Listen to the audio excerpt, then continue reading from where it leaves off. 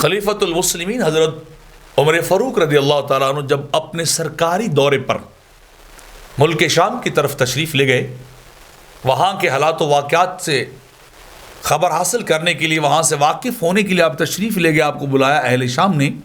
تو آپ جب وہاں تشریف لے گئے تو قیس بن حازم کہتے ہیں کہ وہاں شام کے علماء، معززین، سردار لوگ، بڑے بڑے لوگ جو تھے، ان کے مشائخ، وہ آپ سے ملنے کے لیے آئے.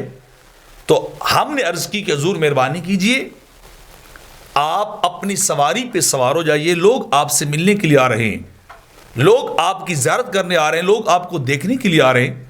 تو آپ مہربانی کیجئے آپ سوار ہو جائیے تاکہ لوگ آپ کو دور سے دیکھیں اور ذرا آپ کا رعب جو ہے ان کے اوپر پڑے. آپ امیر المومنین ہیں اور آپ کا جو ہے وہ سکہ ان کے اوپر بیٹھ جائے، دبدبا آپ کا طاری ہو جائے. تو حضرت عمر فاروق رضی اللہ تعالیٰ نے فرمایا اس بات کو رہنے دیجئے، اس کی ضرورت نہیں ہے. وجہ یہ کہ تم معاملات کو دنیا میں دیکھ رہے ہو، حالانکہ معاملات یہاں نہیں دیکھے جاتے، معاملات وہاں دیکھے جاتے ہیں.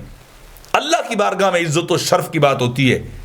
اللہ کے ہاں جو عزت دار ہو وہ خود بخود زمین میں عزت دار ہو جاتا ہے، اور جو اللہ کے ہاں عزت دار نہ ہو، زمین پہ چاہے کچھ بھی کرتے رہے، اسے عزت و آبرو نصیب نہیں ہوتی ہے.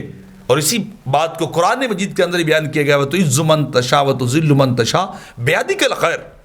عزت و آبرو، احانت اور توہین یہ اللہ کے ہاتھ میں، جسے چاہے عطا کرتا ہے عزت و آبرو کا تاج، اور جسے چاہے ذل و رسوا کر دیتا ہے.